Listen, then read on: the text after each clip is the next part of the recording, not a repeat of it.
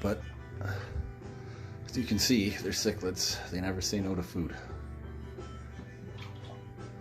One thing about the retail shops closing with Corona, sort of, if there's a silver lining, you're not really buying any new fish.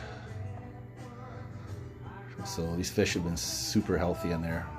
I haven't put anything in there probably 6 months or messed with the dynamics of the tank at all. And the tank's going great. Nobody's fighting.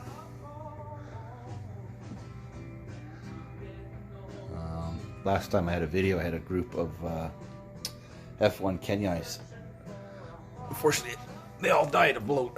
And because in Canada you can't buy antibiotics to treat it anymore, they all died. I couldn't treat them.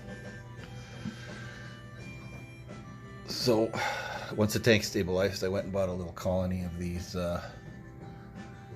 socolofi. Old school would be Edwardi. The thing is with the Edwardi nowadays, extremely washed out. Like the genetics are terrible on them. They have no black in the fins. The blue is just like gray. So I was in at Big Al's in Whitby.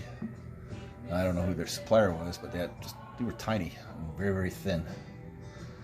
And I did my best to pick out 2 males and 4 girls, but as they're getting healthier now and they're starting to fill out and stuff, it looks like I got 4 boys and 2 girls.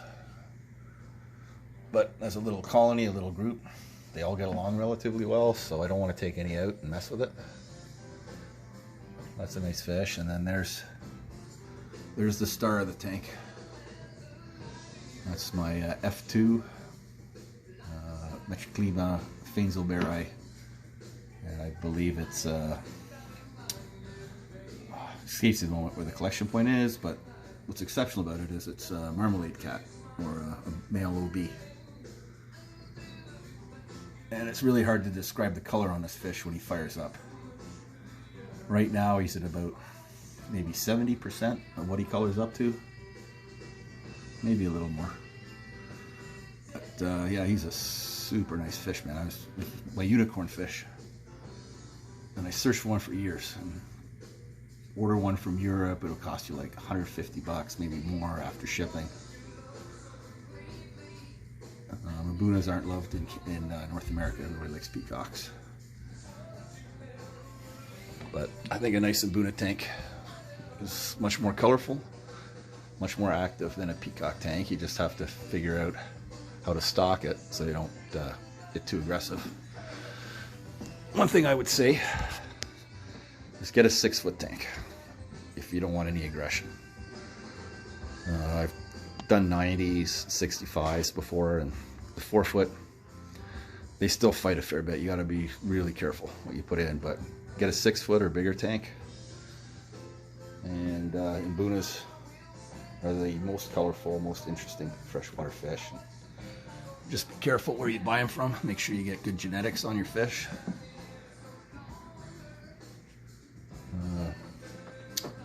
My old boss at Big Al's, where I used to work, he breeds cichlids, Chris Whitelaw. But he's very, very anal, careful, say careful about his bloodlines. So this is one of his main ganos. And if you look at the lines, like, it's beautiful straight lines. It's not all broken up.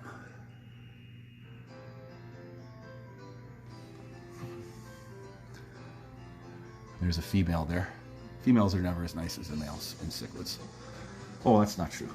One exception is if you get this strain of, what is it, Parallelis. Or now they've changed the name. I can't remember what it is. Trade name would be black and white Aratus. These are F1s. Really depends on the collection point if you get a nice one or not. The females on this one are super nice. The black and white stripes, it's a really striking fish. And certain populations, depending on what reef they're collected at, the males, almost like call it like an electric blue Aratus color. Bright blue stripes all the way down the head, all the way down the body. But this one, even when he's fired up, which he isn't now at all, the stripe is quite faint. It's still a nice fish, but it's not as nice as some of the ones of this stream.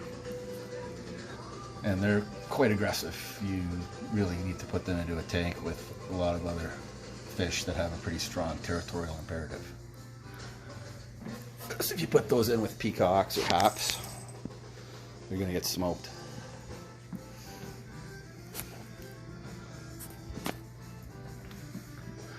And then, where's my nice full of mbuna? He's hiding. They're all freaked out because the whole light changed. And I don't usually film them, so they're wondering what the hell I'm doing. Anyways, next time I'll catch them. But it's a pretty nice fish.